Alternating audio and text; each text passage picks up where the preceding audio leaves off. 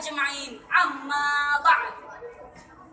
Pertama-tama dan yang paling utama, marilah kita panjatkan puji dan syukur pada Zat yang telah menciptakan dualisme dunia, yang mana tidak akan bertahan satu jika tidak ada dua, sehingga terciptalah langit dan bumi, bulan dan bintang, lautan dan daratan, miskin dan kaya, si cantik dan si buruk rupa, sehingga sempurnalah kehidupan manusia di atas permukaan bumi.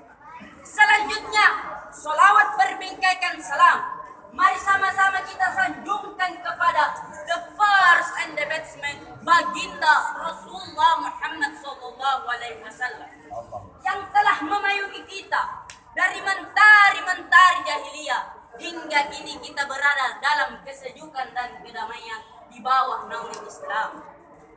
Dewan juri yang mulia, hadirin yang berbahagia, izinkanlah saya membawakan sebuah ceramah dengan judul keutamaan membaca Al-Quran. Al-Quran adalah kalamullah, firman Allah, perkataan Allah yang diturunkan kepada Nabi Muhammad SAW melalui malaikat Jibril secara mukjizat.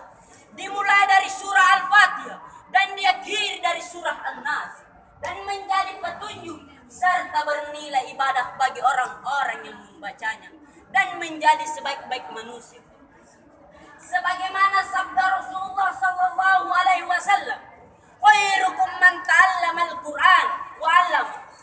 Artinya, sebaik-baiknya kamu umat Islam adalah orang yang belajar Al-Quran dan mengajarkannya. Saudara-saudaraku seiman dan seagama yang dirahmati Allah, hidup kita ini tentu diwarnai dengan dua hal yang berbeda. Ada yang kaya, ada yang miskin. Ada yang hidupnya senang, ada yang hidupnya susah. Ada yang bahagia, ada yang sengsara. Kalau kita disuruh untuk memilih, pasti kita semua memilih di antara keduanya agar hidup bahagia. Akan tetapi itu tidak mungkin, karena terkadang yang kita harapkan bukanlah itu yang akan terjadi. Di dalam kehidupan ini ada banyak persoalan yang sering kita hadapi. Ada kalanya mudah diselesaikan, tetapi ada juga yang sangat susah diselesaikan dan butuh perjuangan. Akan tetapi, jika kita senantiasa mendekatkan diri kepada Allah dan menjadikan Al-Quran sebagai petunjuk hidup, maka kita tidak akan diombang-ambingkan oleh gelombang kehidupan. Contohnya, seorang pejabat jika berpedoman kepada Al-Quran, dia tidak akan korupsi. Kenapa? Karena semua yang dia dapatkan, Allah lah yang memberikan semua itu. Seorang pedagang jika berpedoman kepada Al-Quran, dia tidak akan curang mengurangi timbangan. Kenapa? Karena Allah mengetahui semua apa yang kita lakukan. Seorang bapak jika berpedoman kepada Al-Quran, dia tidak akan memberi keluarganya makanan, pakaian, uang, dan lain-lain sebagainya. Kenapa? Karena dia takut kepada Allah. Karena apa yang semua kita berikan itu datangnya dari sesuatu yang haram. Saudara-saudaraku seiman dan seagama yang dirahmati Allah, Al-Quran merupakan mesin pencetak amal yang sangat produktif. Karena dengan hanya membaca satu huruf dari Al-Quran, kita sudah memperoleh 10 kebaikan.